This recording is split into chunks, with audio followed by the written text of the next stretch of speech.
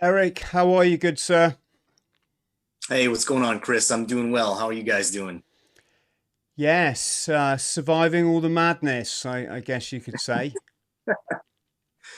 Yeah, I agree. I agree. It's been going on for some time now. Just Yeah, just on to the next one. well, I thought we'd do this as a sort of Global Veterans Alliance podcast because um, this is seriously is a freedom issue, and I think a lot of people might be focusing on Ukraine, but this same scenario has just been played out and played out and played out and constructed and fabricated and played out.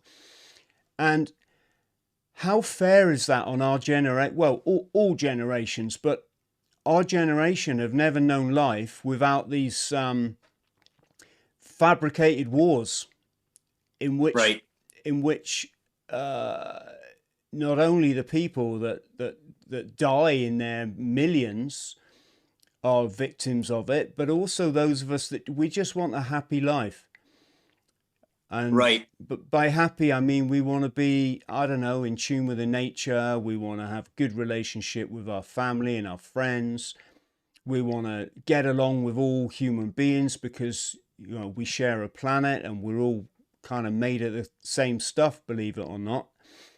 And this chance to live a harmonious um, or to live in harmony with the environment and to fulfill our potential as human beings, it's been stolen from us by these.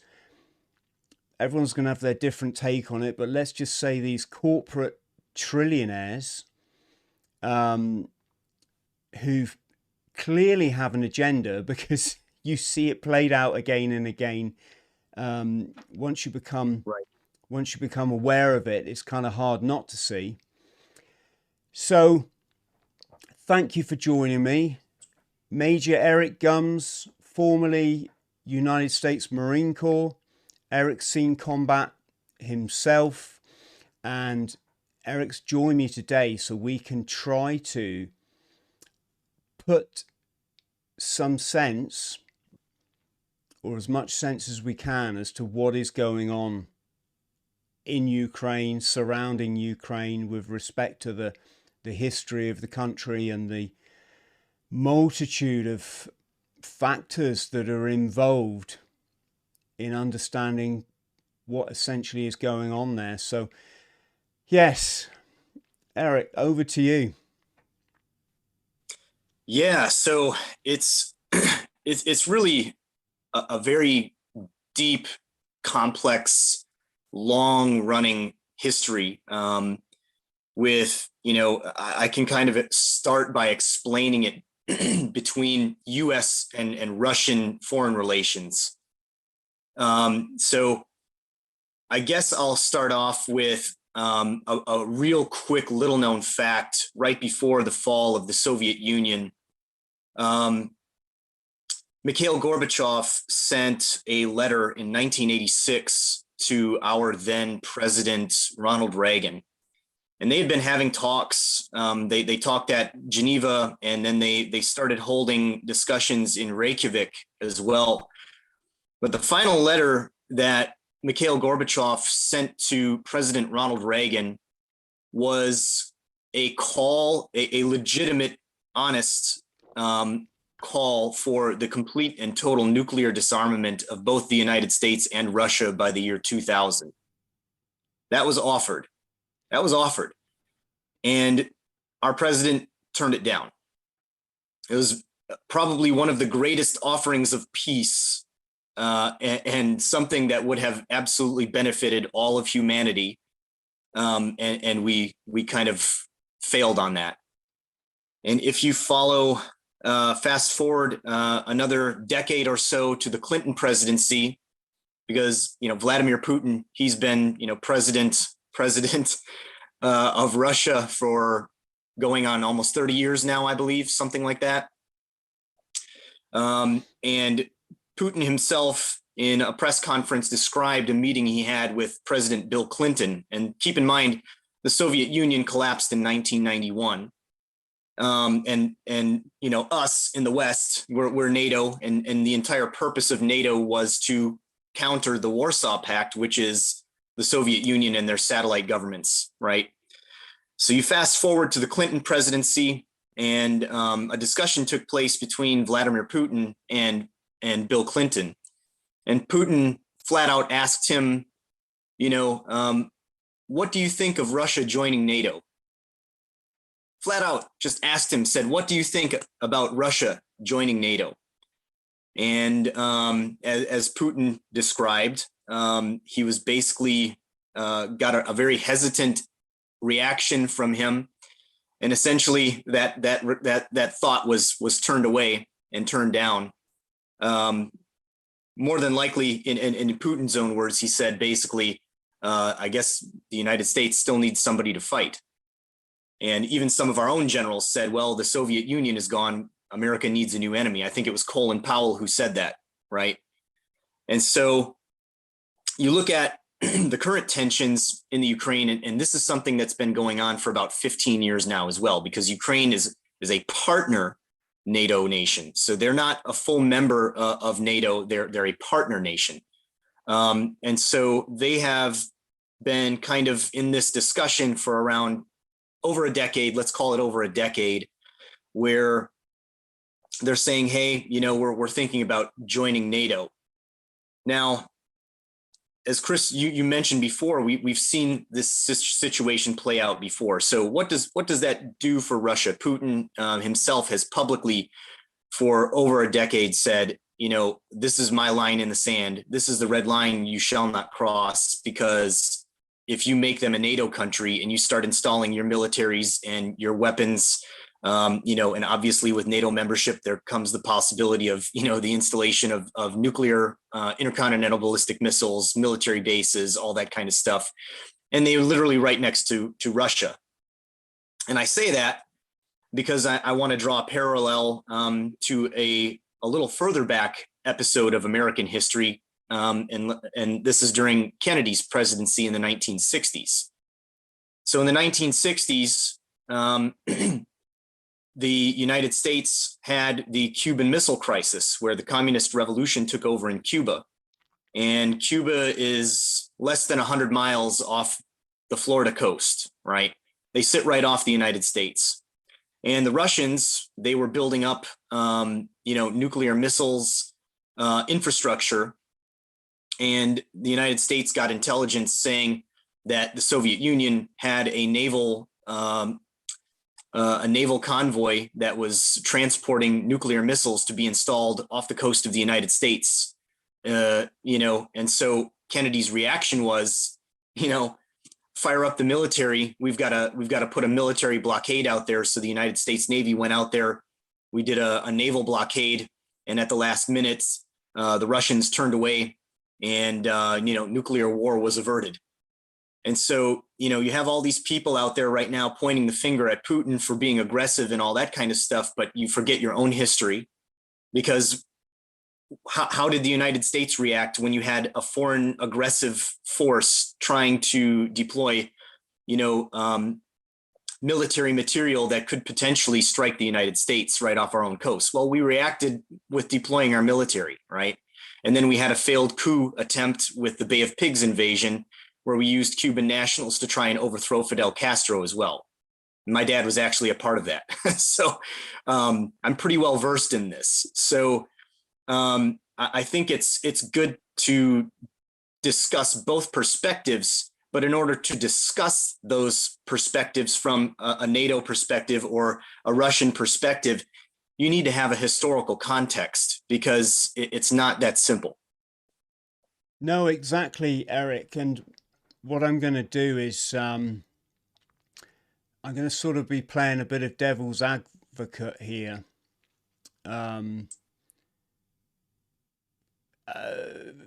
the simple reason there's so many different angles and areas that could otherwise be glossed over. And I'll also try and highlight some of the history, because some of our younger viewers won't be aware. So you just mentioned the Cuban Missile Crisis. which was incredibly notorious incident in nuclear history. It was almost was it like one of the close calls to nuclear war? I think you could say. Yeah. Yeah. And also, when we're talking about the Bill Clintons of this world, etc., etc., clearly puppets of a higher agenda. So we mustn't put too much weight on what a president says and doesn't say, because it's obviously not coming from them as an individual. Like I say, they're the sort of puppet for something much bigger, aren't they? Right. And Ukraine, I mean, it's got a fascinating history in itself. I've spent a couple of days literally just researching Ukraine's history, and it's no surprise, it's pretty vast. Yeah. It throws up some interesting points.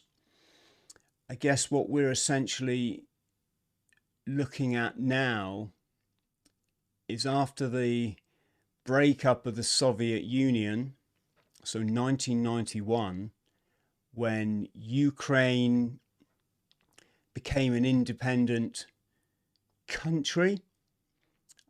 I say that hesitantly because it's almost unsure at times through history what Ukraine actually is. Right. So 1991, Berlin Wall came down, end of the Soviet Union. Russia became Russia.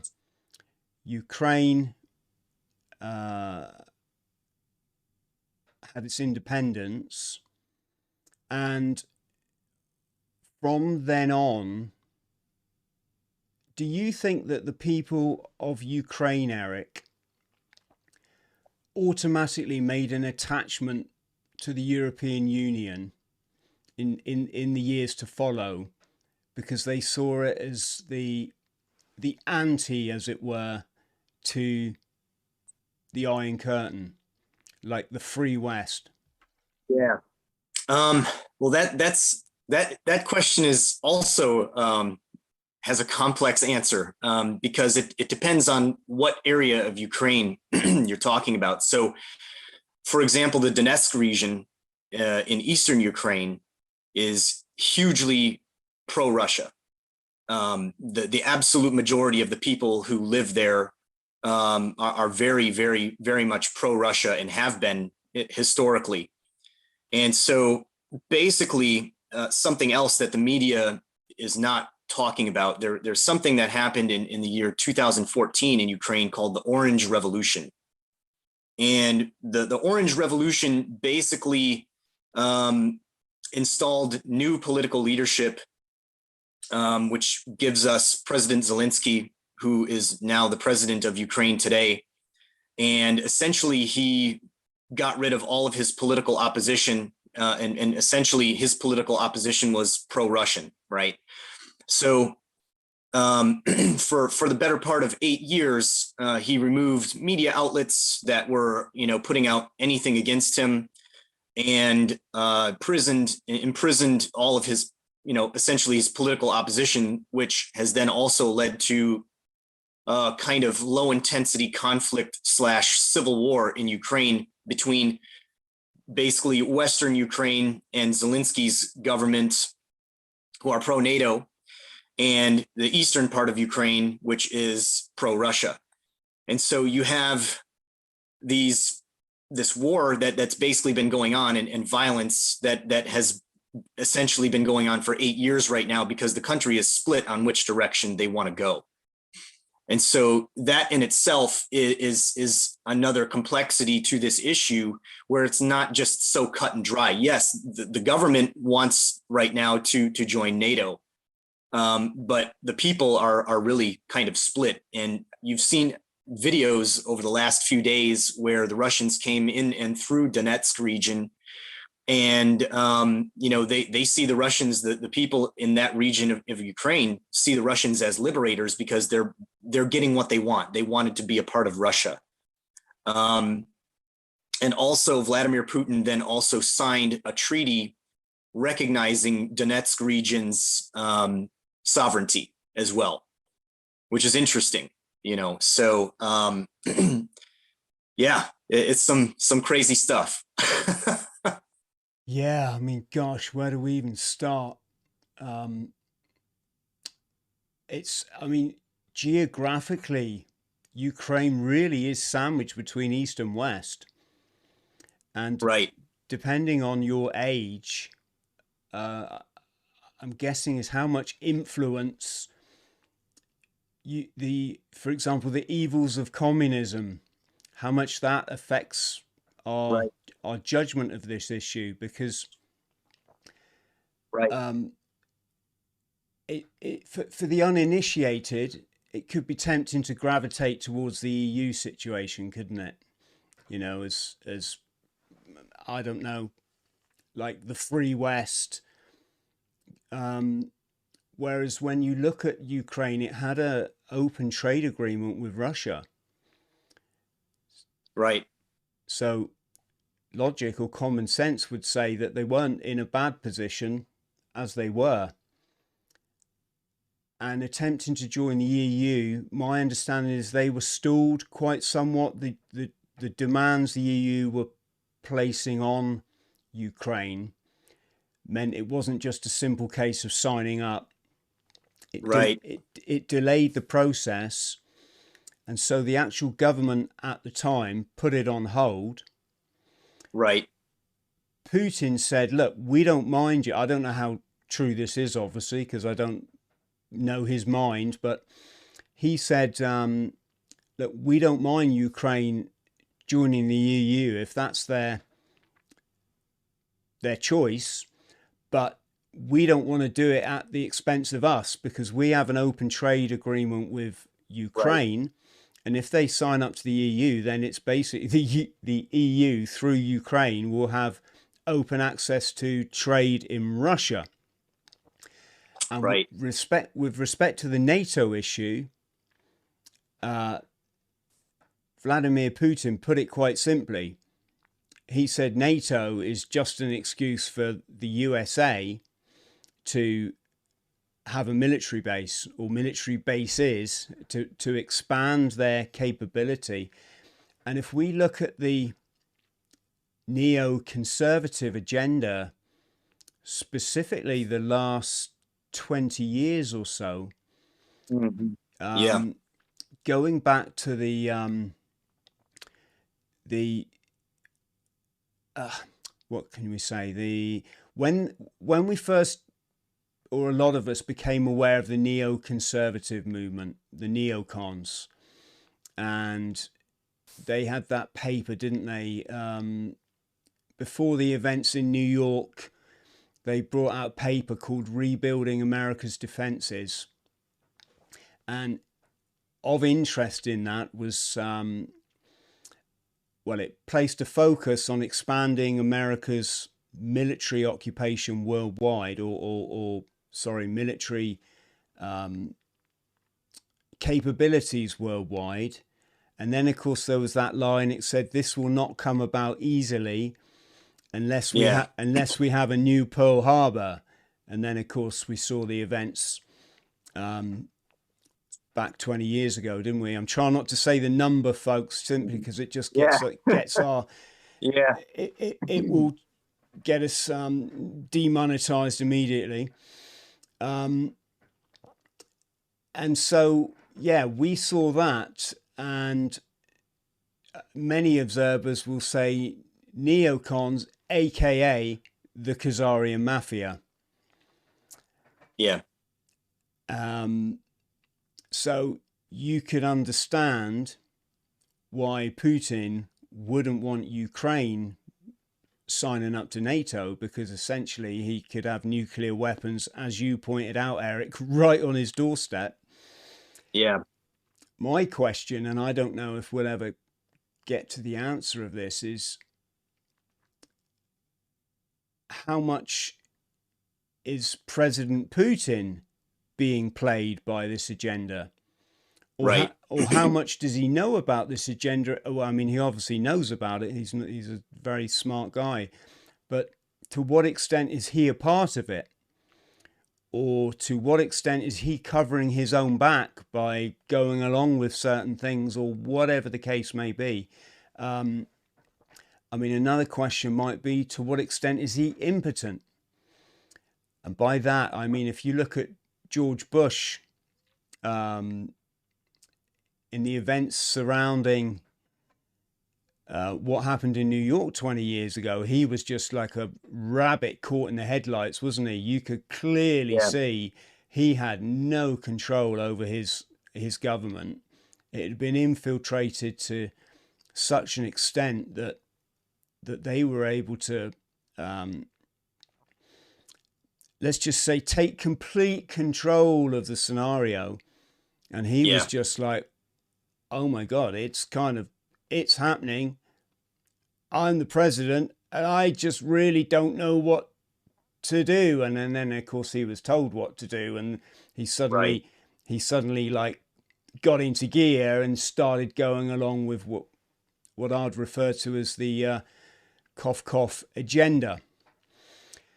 So yeah, will we ever know what Putin's position in all of this is, his true one? Because at the moment, it genuinely looks like his back has been against the wall.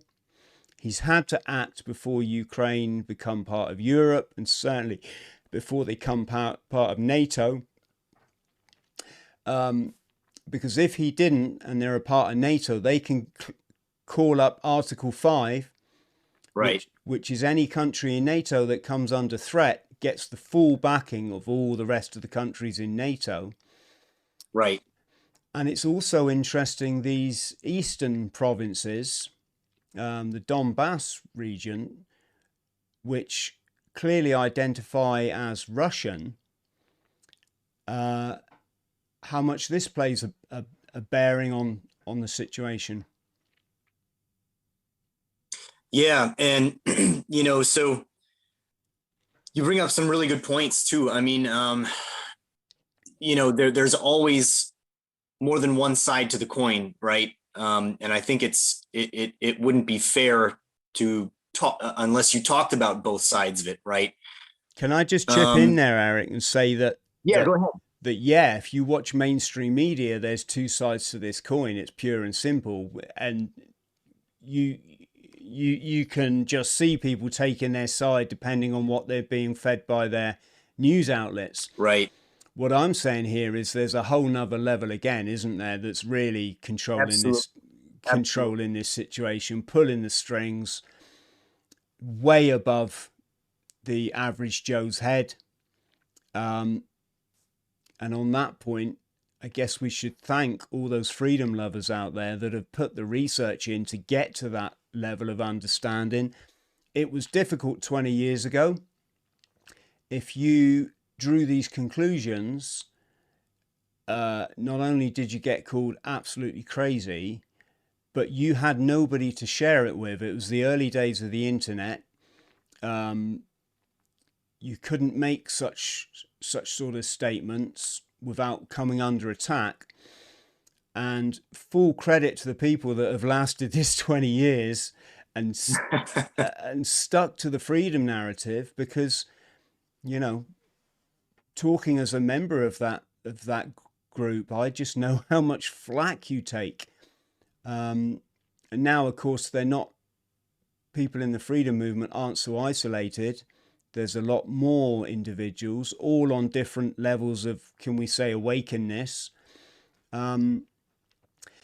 And of course, Eric, how do we think this recent health issue plays into it? Many people would say, as that fell on its ass, I'm not saying this, but it could be argued that it ran its course to a point where so many people were in objection to that narrative that it could no longer go on. And then, of course, we get a major war to, some would argue, take people's minds off it. What are your thoughts on that? Yeah. Um, yeah. Well, the stuff that we've ended up having to go through over the last 2 years, I mean, it all changed because of political polling data. You know, the numbers right now that came out for Democrats in the United States said, you can keep pushing what you've pushed for the last 2 years, or you can accept the win and move forward, or you're going to get, destroyed in our upcoming midterm elections in November. And so you just kind of see everything disappear, right? So this is with like it respect doesn't to, exist anymore. this is with respect to And Biden, so yeah? This is correct. Yeah. with respect to Biden's party. He's very much, Right. obviously, they've all gone along with this narrative. To all intents and purposes, it looked like the guy doesn't know what day it is anyway. I mean that I mean that no disrespect, but I mean, come on, he's No, you're fine. allegedly leader of the world's leading superpower, and they've installed someone there that's seriously ill. Yeah. It, it makes the whole of politics look like a laughing stock, or a sham, or allows people to see what it is. And you're saying that if they'd continued to push this narrative, now that people were starting to poke serious holes in it, they would have lost at the next election. Yes, and that is the source for that information is actually the so each party does political research on people's opinions. So you might get a phone call, you might get a text message, and then they pull that data together to form an understanding of where Americans stand on certain issues. And then that polling data was recently released and made public, essentially. And so now you see politicians kind of change their tune and do a complete 180. It's for political reasons, right? And that ties into the same narrative right now that we're dealing with in the Ukraine. Now, there's an old saying where the first casualty of war is truth, right? Because you have propaganda that's spinning up, and this holds true in every single war that's ever existed. Both sides, they spin up their propaganda machines, and they try to build the narrative that they're the good guys, that they're on the right side of things, right? And the means by which they do that nowadays is by control of social media, by the big tech oligarchs, and the corporate news media organizations. And when I started looking into this, because I put out a video on my BitChute channel a few days ago over the weekend, where I was doing research trying to find combat footage and as much information as I could. I have contacts in Europe, all over the place, all over the world, friendships that I built, and they help feed me some information from time to time when I look for it. And what I found was a lot of the mainstream media sources from the United States, Germany, Israel, UK, they were literally regurgitating old stock photos and videos. One of the ones that you saw in pretty much every British newspaper over the weekend was a woman covered in blood behind a blown up apartment complex. And that was actually from a gas explosion years ago, right? And they tried to pass it off as, it's the Ukraine. Or in the German news media, they tried to pass off a Chinese firework warehouse explosion in Tianjin as something being blown up in the Ukraine. And now in the Israeli media, they used a video that included like a downed TIE fighter with Imperial stormtroopers from Star Wars as footage from the Ukraine. And it's just so blatant right now. Can I say it something took me there, forever. Eric? Yeah, go ahead. I just wanted to say, and I know I speak for a lot of people watching us now, when I look at that footage, even just to see the BBC logo, I'm I'm not even considering this might be true. I just know it's a complete Yeah. whitewash job, and that is the function of the mainstream media.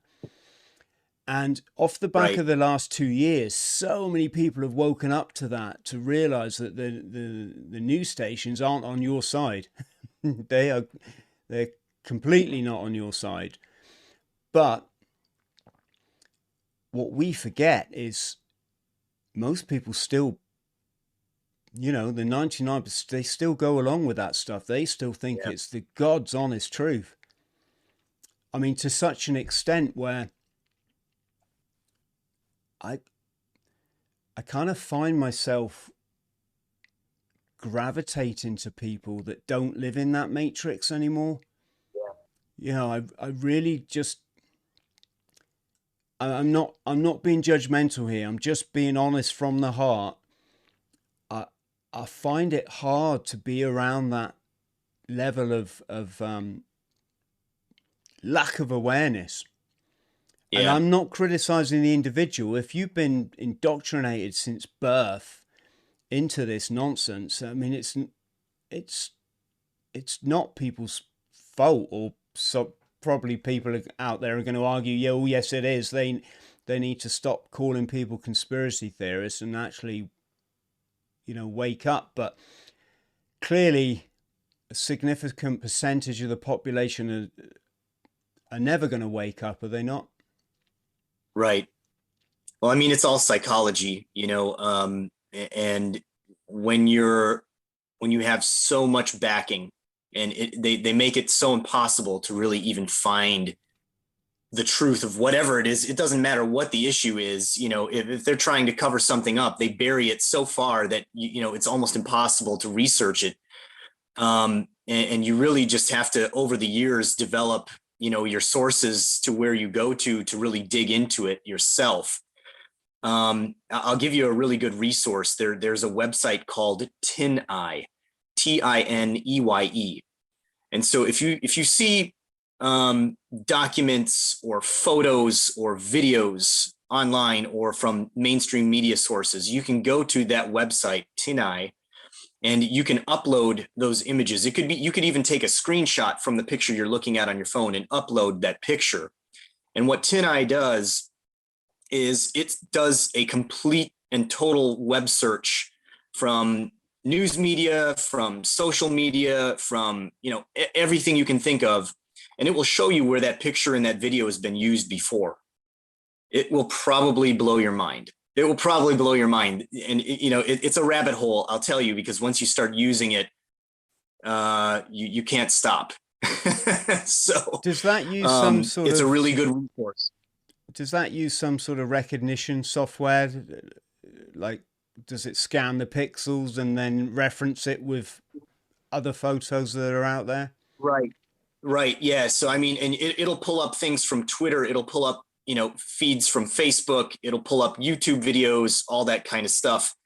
And, that's where a lot of this propaganda is being debunked, because people are doing the research and they're reverse uploading images and then having them, you can become your own fact checker and totally blow out, the mainstream media's narratives of what they're trying to do. And it's really simple. It's free.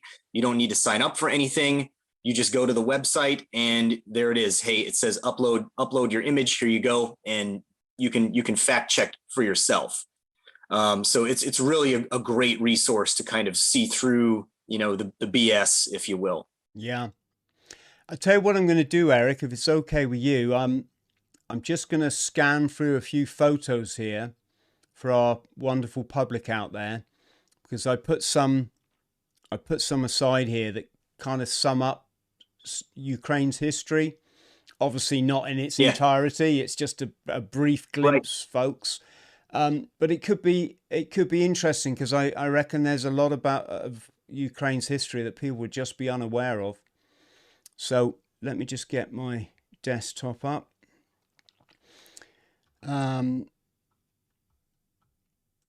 So this statue, I believe it's in the Maidan Square, which was the scene of the Orange protests, which led to the Orange Revolution. This chap, can't remember his name, but he was the guy that, let me see, he was the guy that gave Crimea, was it, I'm going to talk myself into a corner here, but he was the guy that I think gave Crimea its independence from Russia in the first place, or from the Soviet Union rather, in the first place. And obviously that's another issue that we haven't even yet discussed, is the annexing of Crimea. Right. Lot of history, like we say, folks, in this country. Fierce history of fighting to defend itself as this isolated country. The flag's interesting. It's a beautiful story behind the flag. The blue of the flag is supposed to represent their kind of pristine skies, and the yellow is to represent the abundance of their harvest. So the wheat harvest, I'm guessing. Slide here is going back to Khazaria, because obviously this region, if you talk about 1000 AD, it was the home of the Khazars, who were eventually moved on and fled into Europe because of the pressure from their neighbors to stop their devious and criminal behavior, we can say. And of course, it's from those Khazars that allegedly, I'm just remaining neutral here for the purpose of the show, but allegedly formed the Khazarian mafia that, again, allegedly are behind global events. This is the EOU. Is that, have I, or EON? Let me see if I got some notes here. This was kind of the organization of Ukrainian nationalists, because this is another thing that people probably aren't aware of, is they've got quite a significant nationalist movement there. And by nationalist, I'm talking about edging on what we'd call extreme right wing. Although when you see the history of this country, you can almost you can understand where it comes from.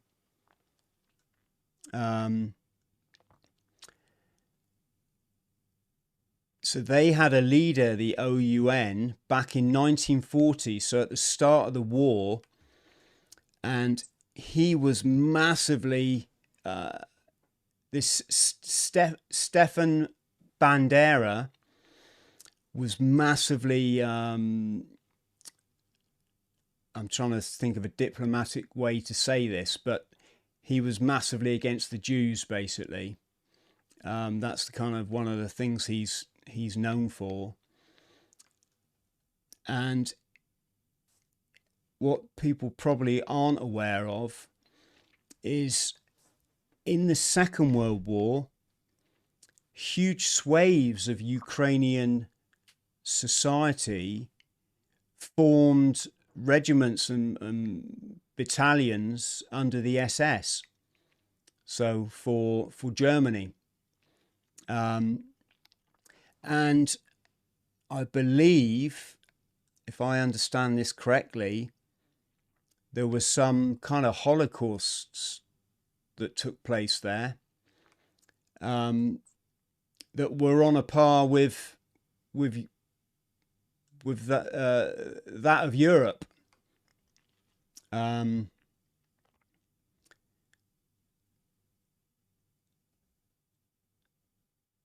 So yeah, and interestingly, during the Nuremberg trials, sorry folks, I'm stuttering here a bit because it really is so much to take in, especially with my quick visit over the course of 2 days. But during the Nuremberg trials, these individuals that were leading the military stance that sided with Germany were conveniently given immunity from prosecution.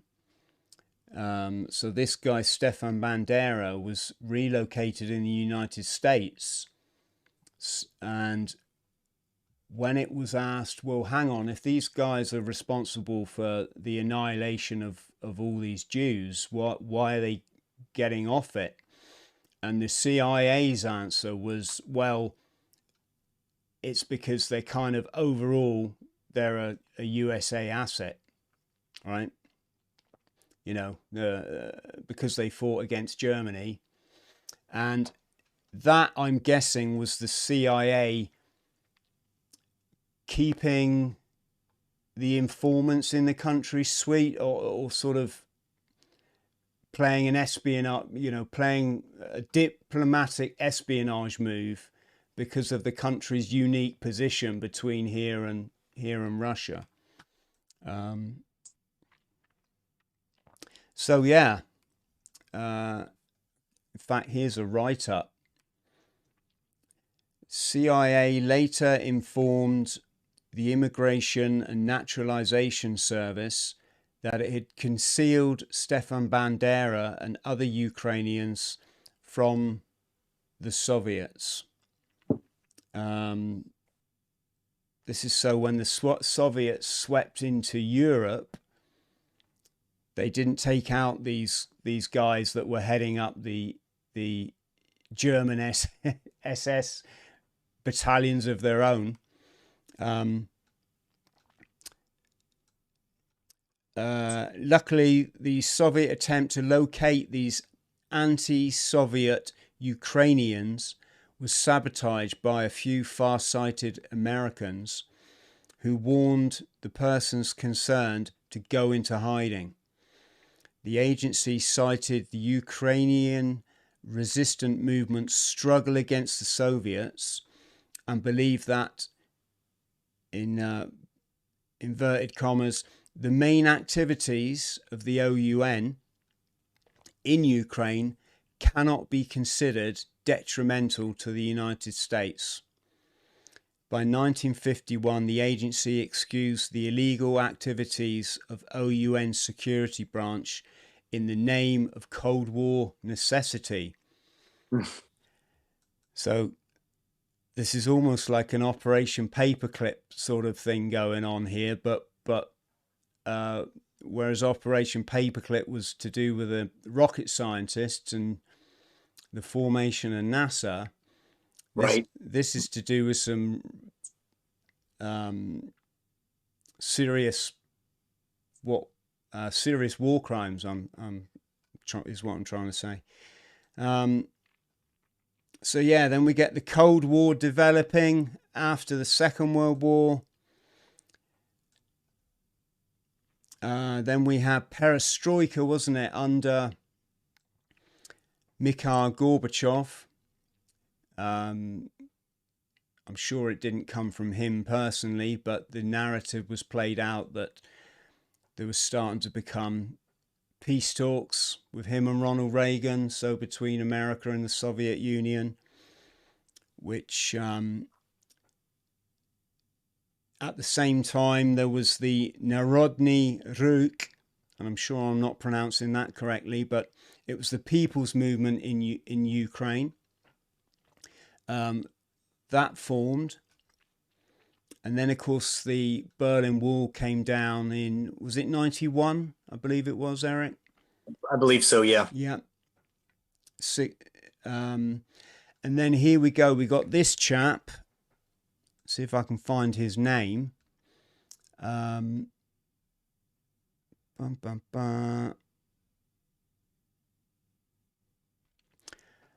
Oleg Tyanibok.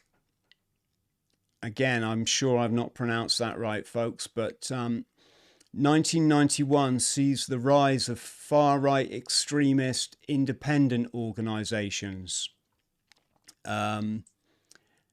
Again, I'm saying that they're written up in the literature as far right, but of course from their perspective, they might well be doing what they might be center, is what I'm trying to say. Leader of Svoboda, a nationalist freedom party against USSR. What else have we got here?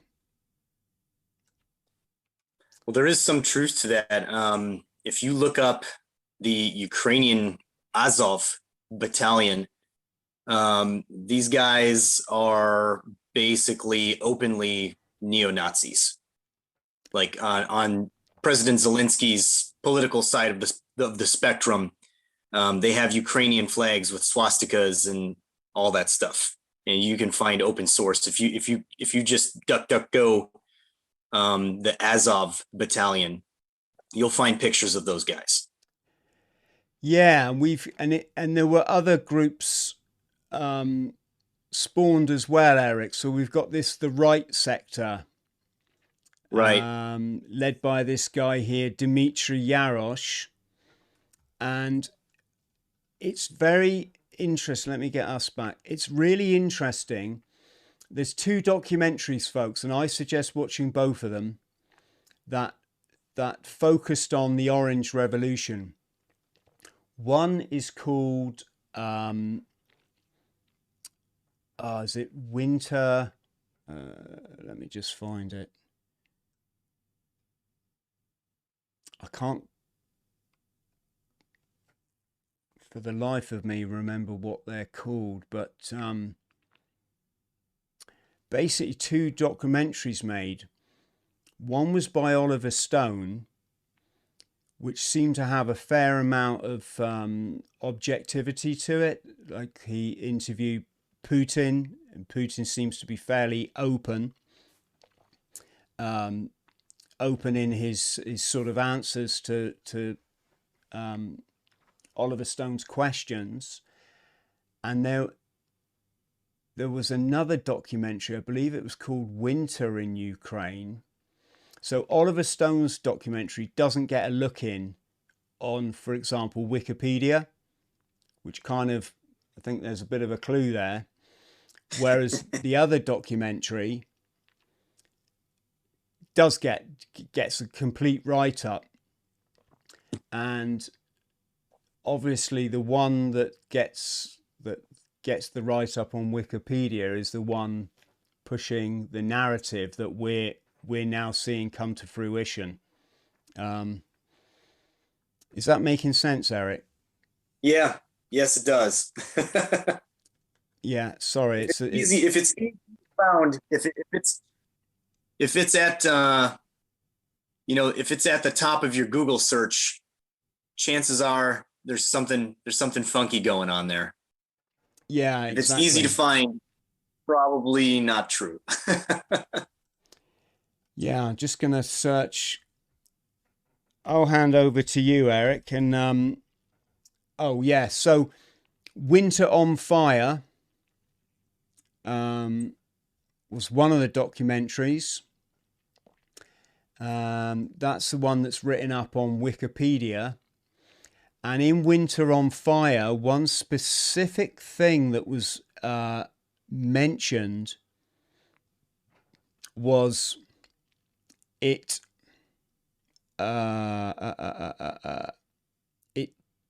conveniently glossed over all the far right symbolism, so the swastikas, etc., and when you understand how those far right elements were being controlled, then you can see it was the same system that has been used to implement revolution all over the world. So the Arab Spring, you know, what's that, Libya, etc., etc. And yeah, again, so basically a strategy of the Khazarian mafia is what we're trying to say, or the neocons. Have you seen either of Yeah. these documentaries, Eric? So one is, sorry, I was just saying there, wasn't I? One is Winter on Fire, and the other one is Ukraine on Fire. Both well worth watching, but fascinating to see. No, I have not seen them, but just being a student of history, I know enough to be dangerous, I guess. Yeah. But you know, at the end of the day, really, you know, when you look at war and stuff like that, you know, depending on how you form your own opinions and what information you decide to consider, the reality is that war ultimately happens because one or more countries have failed foreign policies with one another. And, you know, the reasoning behind that, there's a multitude of higher level things that are going on than just, you know, a president or something like that. I agree. And unfortunately, you know, a lot of times we get involved in the politics and the blame game and you know, looking into propaganda and who lied and what documents and all that kind of stuff. But you have to remember that there's a human element here, because at the end of the day, you know, the people of that country, you know, the regular ordinary folks who live in the Ukraine, they don't want war. They don't want to see their kids blown up in the streets. They don't want to starve to death or be victimized by one side or the other. You know, they're just kind of caught in the middle. You know, your homes could be destroyed. You could lose your kids, your husband, your wives, you know, your daughters. And the one thing that I can universally agree upon with just about anybody is that anytime war hits somewhere, it's ultimately the people who live there that will suffer. You know, regardless of who's at fault or who's to blame, you know, the one thing that's universal with war is human suffering. And the other So thing I side with those people. yeah, and the other thing we have to point out is it's further obfuscation, so further confusion of understanding who we are as human beings. And what I mean by that is it's furthering the notion that we're all these individual identities as opposed to one collective. So when I look at you, Eric, I'm not really seeing Eric Gumz, you know, former USMC, he's an American, I'm British, he's this, I'm that. I don't see that division. What I see is my own flesh and blood in another of nature's wonderful creations, experiencing the world over there in the way that you are, and I'm just life experiencing itself here. Right. And when you come to understand the universe in these terms, then you understand the complete futility of war, because it's one part of the universe going to war with itself, is what I'm saying. Yeah. It's complete nonsense. And while we have these nutcases in charge of, we're in charge of our affairs and making these decisions on, not on our behalf, but on behalf, allegedly on behalf of countries, they're ultimately not just, like you say, putting upon poor innocent people just huge suffering. But while they're doing it, they're further hiding the fact that we are all one.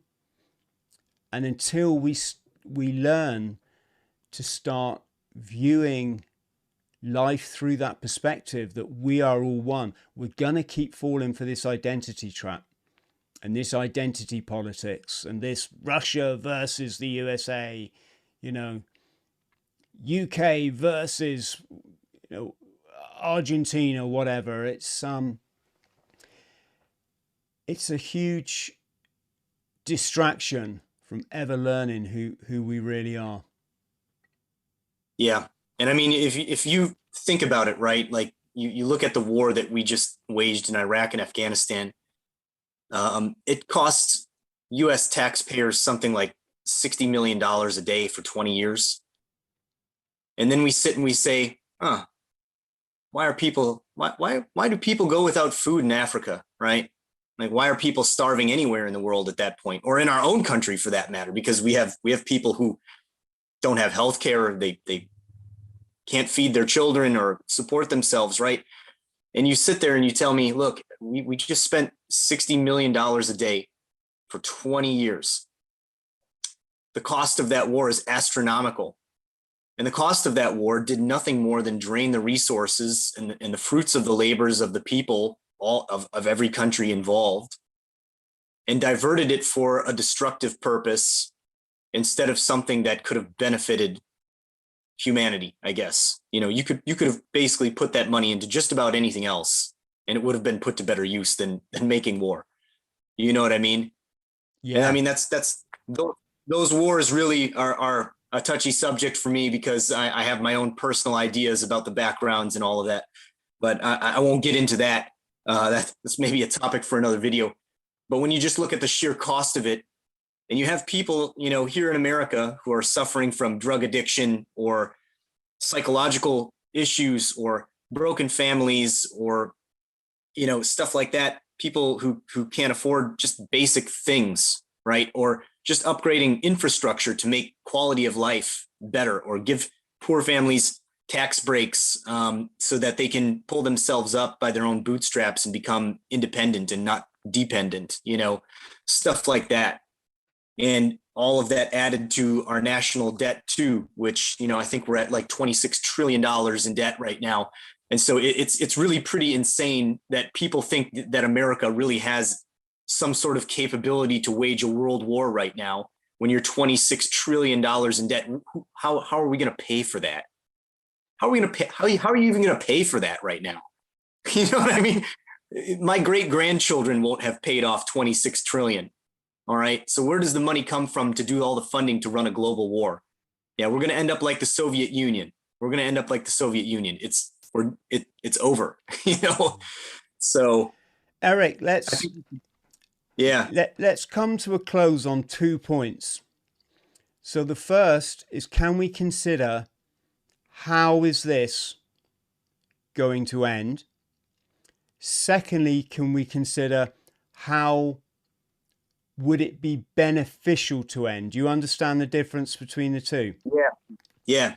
So how is it likely to end, i.e. with the mainstream narrative, etc., etc.? How can it end? But the second area to look at is, what would be an ideal ending? So maybe we start with the first. Yeah. So honestly, just kind of keeping track of the Russian military's progress, I think the way it's going to end is that it's going to end quicker than, you know, NATO or the European Union can really react in time to, I guess, drum up public support with the use of propaganda and stuff like that to justify taking military action against Russia, right? And all of these sanctions that they're doing right now, I think are actually going to come back and bite Europe, because most of Europe, Germany, you know, I think Germany is probably the best example, is 70% of all of their energy needs are satisfied by Russia, right? So now you're sanctioning the person you're completely dependent on. And actually, President Trump mentioned this, you know, a few years ago during his presidency, that Germany buys 70% of its coal, oil, and natural gas from Russia, right? And now you're going to sanction them. How is that going to work out in the end? I think it's going to end up working out poorly for them. The ideal situation would have been that Russia and NATO would have perhaps allowed some of these Eastern European countries to be just neutral or become their own group in the world politics and military of themselves to maintain a neutral buffer zone between NATO and Russia, right? You could create a different coalition of Eastern Bloc countries that are between, Western Europe and Eastern and Russia, that kind of builds a border between them, and their neutrality should have been or could be, respected by both sides as, kind of the neutral party arbiter between East and West, Yeah, they could become their own little economic union, couldn't they? Right. Yeah. Yeah, it's hard to think where this, where it's going to end up. It's interesting that you've got this Donbass region in the east, where people really do affiliate them or recognize themselves as being Russian. Right. Because could we end up in a situation where those two regions are annexed by Russia in the same way that Crimea has been, or perhaps that was Putin's intention all along, is to sort of lay his claim to this area, and then we'll see him withdraw from the other areas? Or is he in for a penny, in for a pound? This is an all-out bid to overtake the running of the country. Yeah, I don't know. The reports that I've seen, from Russia over the past, few days, week, is once, they essentially what they've said is once the military operations objectives are concluded, they intend to withdraw. Now, what that means for Donbass region, I don't know. But I will kind of say this, and you can kind of draw a conclusion based on previous history when you look at, the end of colonialism from European countries in Africa, where they just kind of drew these lines on a map and said, okay, your people are here, your country is here in this box, and it cuts people off from their own cultural, ethnic groups, and they're separated then by a border, and these borders were created with, no real thought into where people really are congregated based on, ethnicity or race or religion and stuff like that, which has led to endless conflicts and genocide in Africa for decades on end, and has led to an absolute nightmare for African countries to try and kind of sort out amongst themselves. And, you kind of have the same situation in the Ukraine, where, you have this civil war going on between East and West Ukraine. One's pro-Russia, one's pro-NATO, and they've been fighting and killing each other for, 8+ years, right? And so the reality is that countries have borders, and the reason why they have borders is because typically those borders are created to separate people who are culturally incompatible with one another. And so those borders are really kind of the things that keep the peace. So you don't see this kind of ethnic violence and genocide that kind of brews once one side gets enough rhetoric or propaganda behind them and becomes the majority, and then takes out the minority, right?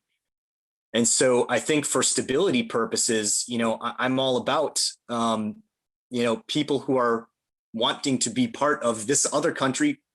Maybe we should let them, but I hope that either way, that it's a democratic process, and that the people are able to choose for themselves what they want, because that's freedom, right? I don't support Putin just simply taking it. I think that if the people in the Donbass region want to be part of Russia, then they should have a free election and decide for themselves democratically to do so, should they so choose. Yeah. So what are we saying here about Russia's intention then? Occupying the country long enough to what? To stabilize the government in its favor and then withdrawing, or how does it work? Because like I say, it just seems to be in for a penny, in for a pound. I mean, Yeah. the technically, or whatever the word is, they've invaded. Um, so what exactly do you think they're trying to achieve?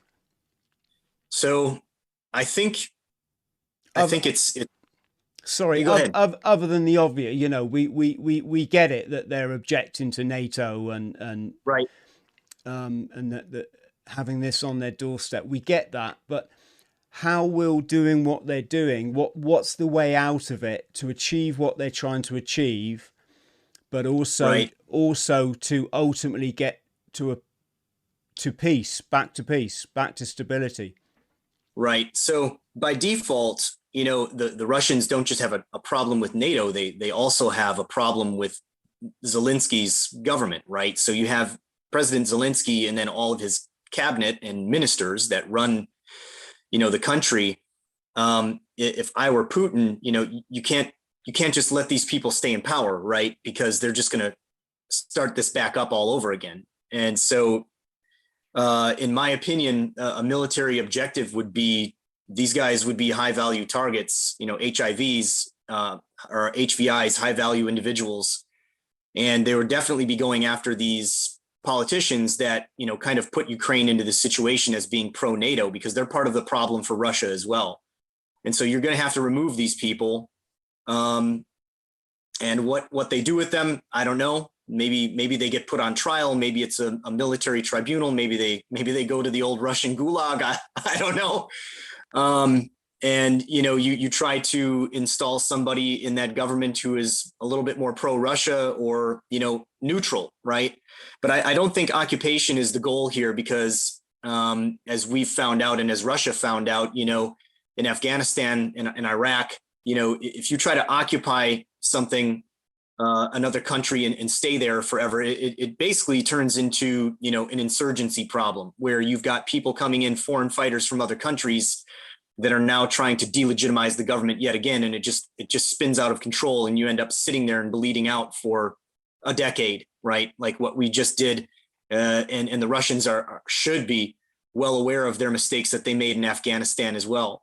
And so I don't think a long-term occupation is the goal here. I think it's really just kind of take the people out that have been pushing towards the NATO button and going against Russia's interests, and rebuild it back up with either somebody who is, again, pro-Russia, or perhaps the best case scenario in my mind would be to show neutrality and just kind of leave Ukraine alone. That I would hope that we would find somebody who's neutral to avoid this in the future, right? Do you think it would, well, I mean, it would surprise a lot of people in the West to realize that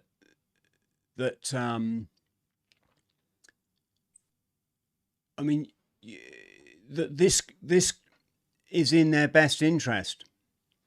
I mean, to the other side of the coin, rather, it's not in their best interest to allow the neocons to further force their agenda on the world. In this instance, Yeah. by Ukraine becoming a part of NATO. Like you say, why the hell do we still have NATO? But Ukraine becoming a part of NATO and then allowing American armaments in that country right on Russia's border, antagonistically. And I mean, it's not a good scenario for anyone. Right. And yet it's foolish. Yeah, and yet the media have managed to spin it. Obviously, that's what they do, to sell it to the public that this is in their best interest. Crazy. And one other thing, Eric, that we haven't even mentioned is how does all this fit in with the Belt and Road Initiative? You know, That's a whole nother discussion in itself. yeah. I mean, this for friends at home who aren't aware, the Belt and Road is this it's this super highway between east and west. So from Beijing essentially to Europe, it's a super highway of all things, resources, manpower, communications, transport, etc., etc. For those that are watching the podcast, you can see the blue line is the overland route. Interesting to see how it passes close by to Ukraine, and the red is the sea route. And I think any observer, Eric, would say this is kind of part of the 1984 shaping of the world, and as such, a world war now would really screw up the plans for the Belt and Road. So it would hint that World War III is not. That's not what we're talking here. Any thoughts on that? Yeah, for the most part, the reality is that most people are actually against getting involved militarily with this conflict between Russia and the Ukraine. Now you're going to see the mainstream media put out polls, and they're going to say, well, 77% of Americans support, war with Russia. That's not true. It's pretty much the opposite of that. You have maybe 20% who would agree with some form of military action, because the reality is if they had that kind of public support, they'd already be there. They'd already be there. So basically, I don't think that this is going to end in World War III. I think what we're going to see is a lot of posturing, a lot of rhetoric, from Western, democracies, here, the United States and Western Europe. And they'll condemn and say, Russia's bad and all that stuff. And they'll continue to play basically the same narrative that they've played against Russia, since the beginning of the Cold War, right? They've said the same things about Russia for, the better part of 80 years. So nothing really has changed. They'll slap on some sanctions for Russia. Russia will wait out those sanctions and will return to the status quo as it will. Yeah. Eric, are you familiar with Bunting's cloverleaf map? I'm not. One sec. See if I can pull it up.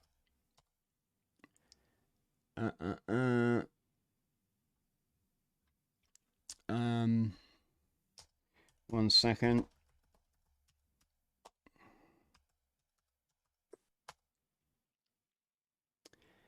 Yeah, for friends at home, I'm just gonna get a picture of it up. I gotta save it first.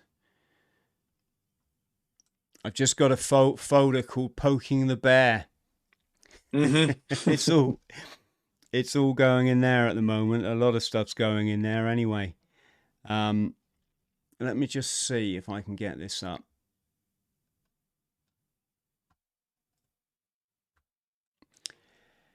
Yeah, this is with respect to the kind of Orwellian infrastructure the world's being developed into, if it makes sense.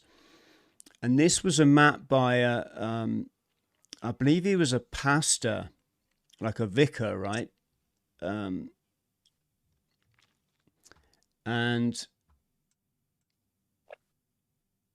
he lived fairly some time ago. In fact, let me just get that up. And what he said is he came up with this map, and it was his prediction of how the world was going to be shaped by our controllers. Let me just read you this. Heinrich Bunting was a German. This is in the Times of Israel, by the way, folks. There's the map. So it's a cloverleaf map, Eric. It's got Europe as one leaf, it's got Asia as another leaf, and it's got Africa as the third leaf. America being totally separate in this equation, and then it's got Israel as the center. So it's kind of hinting at three global superstates controlled by Israel in the middle. And it says here, Heinrich Bunting was a German Protestant pastor, theologist, and cartographer. And in his masterpiece, Travel Through Holy Scripture, in 1581, so this is going back some time, he portrayed the world that mattered, comprised of three continents of Europe, Asia, and Africa, with each depicted as a cloverleaf. They converged in Jerusalem, and the rest of the world was irrelevant. It's quite interesting that this is 400 years ago. He predicted what we'd come to know as Orwell's 1984. And like I say, you can see there, so Asia would be Russia and China being banded together, wouldn't it? Europe would be the European Union, obviously, and hence the need for our European army. In the Orwellian future, it's all about living in a constant state of war, with these three superstates always played off against each other, or at least through the media, through Big Brother, to keep the public in its place, to keep them living in fear, essentially. And is that kind of not what we're seeing? Do you think that's a reason for cementing this last little part of NATO right up to the border of a fabricated enemy?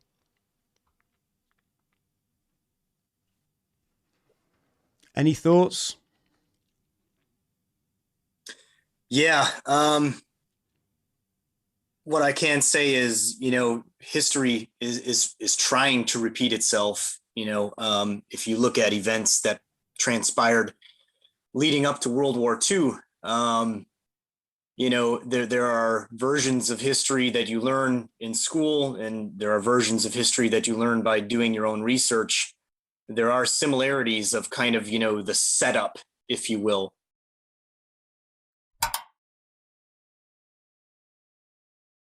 Draw a parallel to Ukraine being like the Poland, what happened with Poland in World War II, whereas Ukraine is now the modern day Poland, right? In this scenario, when you're comparing World War II to current events. Fortunately, though, I think that we are kind of in a situation where enough people kind of get it, where I think that we can avoid another global war, and hopefully we can restrict this to a short conflict between Russia and Ukraine. And my hope is really that, the people and the suffering is as limited as possible. You're always going to have civilian casualties when you're at war. It's unavoidable. But I hope that the suffering isn't prolonged, and I hope it's kept to a minimum, and that we, after this is done, reach some type of peaceful resolution with each other, to avoid sticking other countries in the middle of, these global powers that are constantly competing against one another. So that's really, I guess, my greatest hope, is that we can just find a peaceful solution to this and not draw it out forever. Yeah, that ties in with the second part of my wanting to draw this to a close. What would be an ideal scenario? And I think now, Eric, people are just fed up. A lot of people en masse are now fed up with this, let's just call it the neocon agenda, this constant state of war, Yeah. this constant state of manipulating the media, this constant state of treating the public like they're idiots.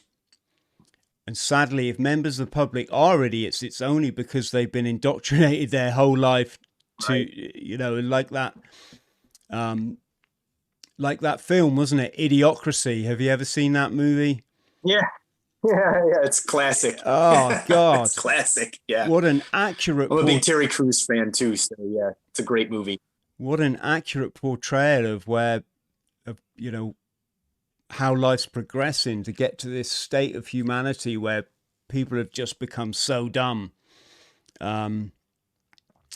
So yeah, I just think people are fed up with this now.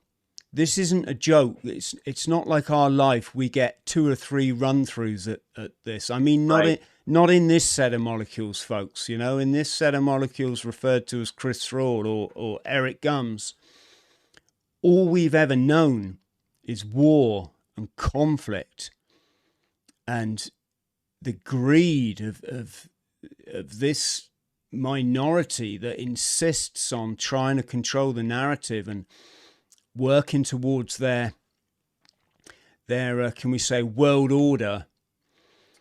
And we don't get this life back. You know, we don't get being locked in our homes for 2 years. We don't get that time back. We don't get the effect on our human psyche of constantly being subjected to war. Having it in our media for the last 20 years, being subjected to that horrendous death count consistently. And we don't want our children to have to grow up with this. It's like it's gone too far now. I mean, it always was too far, but now so many people can see it. So many people can see it. And I'll say to folks out there, please, you got the links here for the Global Veterans Alliance. Come on board with us and help make a difference. If we don't start saying no to this evil, that's all, it's pure evil, then our children are just going to have to live through the same fear agenda that we've all been subjected to. And I just think, Eric, don't you think it's just time to start saying no? Right. And I mean, you know, the last thing that I guess I'll leave you guys with is this, you know, if the last 2 years, you know, you realize that the things that the people making decisions in your government and the people giving you the information on the media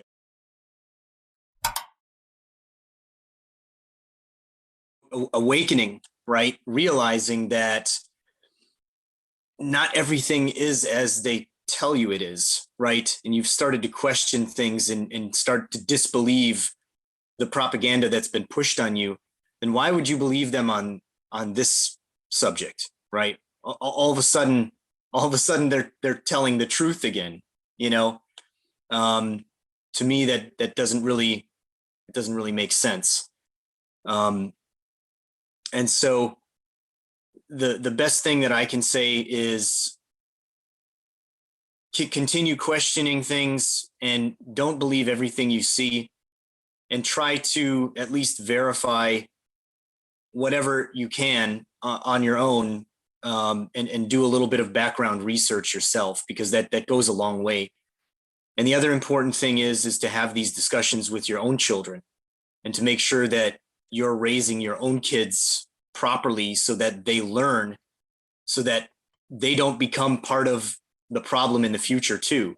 You know, education is a never ending process and you need to dedicate your life to it. So that's pretty much hope for peace, and then support peace. You know, So that's pretty much all I can say on that, I guess, in closing.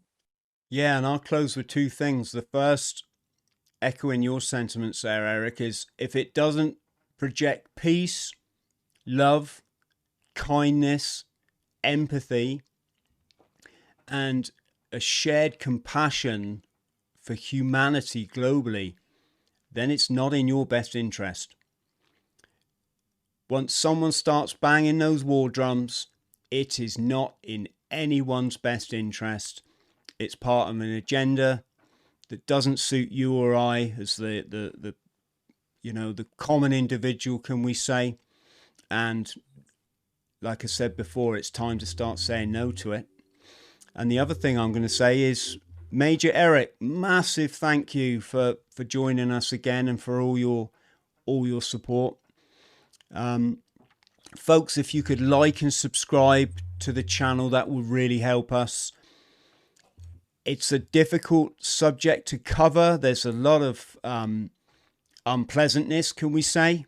A lot of unpleasant factors, but we try to bring them to you in as open a manner as possible. We might not have it all right, so feel free beneath the video to leave your comment. Please be respectful, obviously, always, because this is the future we're creating for our young people here. But you're welcome to contribute if you think there's something that we've neglected to overlook, and we'll try and cover it in another video. And that being said, massive love to you all. Please look after yourselves. Turn off that mainstream media, and we'll see you in a bright future.